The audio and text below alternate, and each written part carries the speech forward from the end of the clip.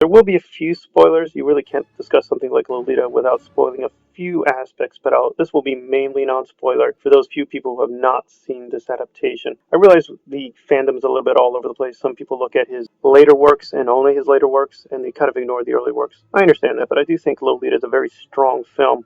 And insofar as it has weaknesses, people have to be cognizant that the censorship back then was so unrelenting. It was an incredible amount of restrictions. So the fact that they still managed to pull off a pretty strong film despite the censorship, I think, is very noteworthy. So what is Lolita? Well, it's based on the Nabokov novel, and essentially it tells the story of this obsessive love affair that Humbert has with a girl called Lolita. And essentially, she's an underage girl. And again, even back then, and of course even still now, this is a very risque topic. If you look at the larger literature, even in films, this wasn't really a scandal until, again, for a brief period of this very weird sexual censorship. And I don't think people get it that Nabokov is not technically interested in the sexual aspect. It's not even the romance itself. It's more Humbert's internal obsessions and the way his mind is fractured and screwed up. And that's probably the weakest part of the adaptation, that we kind of come to really be interested and intrigued by Humbert and why he wants what he wants, including Lolita. And he wants this kind of family life to basically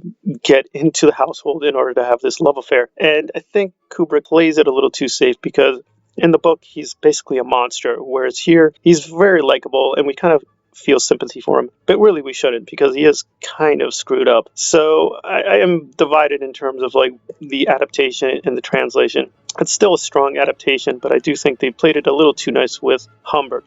But overall, it's an incredibly funny film, and not just about the so-called sexual subtext. There's a lot of great little funny jokes he plays on himself. For instance, Humbert talks about his time in Hollywood. And of course, Kubrick is referring to himself. He's not referring to Humbert. So there's a lot of like great little in-jokes about Kubrick, about the film industry that he slips in. And it's incredibly subtle. So some of the jokes will probably not land for people because, again, they have to use all these metaphors and allegories. They can never really talk about sex or sexual intercourse because it was just too alarming. So they find a lot of ways to substitute in terms of symbolizing their love affair. And it's pretty ridiculous, but, it is for the time very risky, but now it comes off as like, what are they talking about? And again, so you have to be patient in terms of uncovering the subtext. But I think the really great performance here is by Peter Sellers, who as Quilty is this great, charming, really ridiculous kind of monster who manipulates everybody and who really manages to fool everybody. And Humbert himself sort of feels jealousy that Quilty is able to just basically be at home with everybody. He's able to manipulate the environment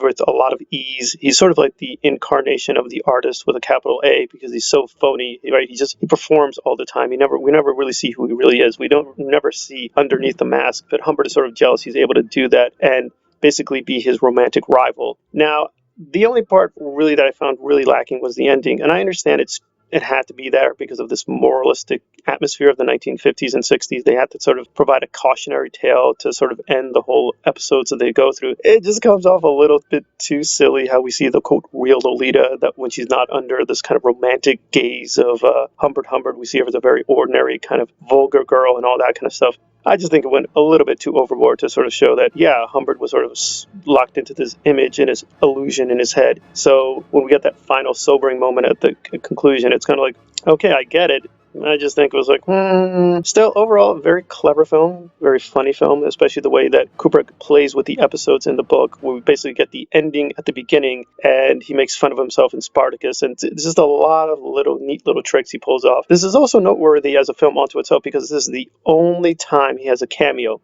I know a lot of people have conspiracy theories that he showed a cameo in Eyes Wide Shut. No, this is the only place he has a cameo. If you look closely at the fog at the very beginning, he's there. So Kubrick is very much inserting himself into the story at very interesting little moments. But the comedy may be a little dry for Americans. I know for the British, they are much more used to this kind of humor. So there is a kind of cultural bias that you're going to see with the way the jokes land and the way they're delivered and timed. Overall, a very strong film. But again, it's very much of its time period. I do agree it's much more superior to the later adaptation, and I know some subscribers made clear they're not interested in that version. I think it's okay. The only issue here is that in terms of the plot, that film's a little bit stronger because it has the so-called Annabelle episode, whereas Humbert's motives feel very obscure and unsure in Lolita. the Kubrick version because he deliberately took out some things from the plot. It's not clear why he took it out, but yeah, you're going to have to put up with some plot gaps because, again, for whatever reason, he wanted to get rid of certain sections of the Nabokov novel. All right, this has been Partially Examined Kubrick on Kubrick's minor masterpiece with Lolita, a very interesting and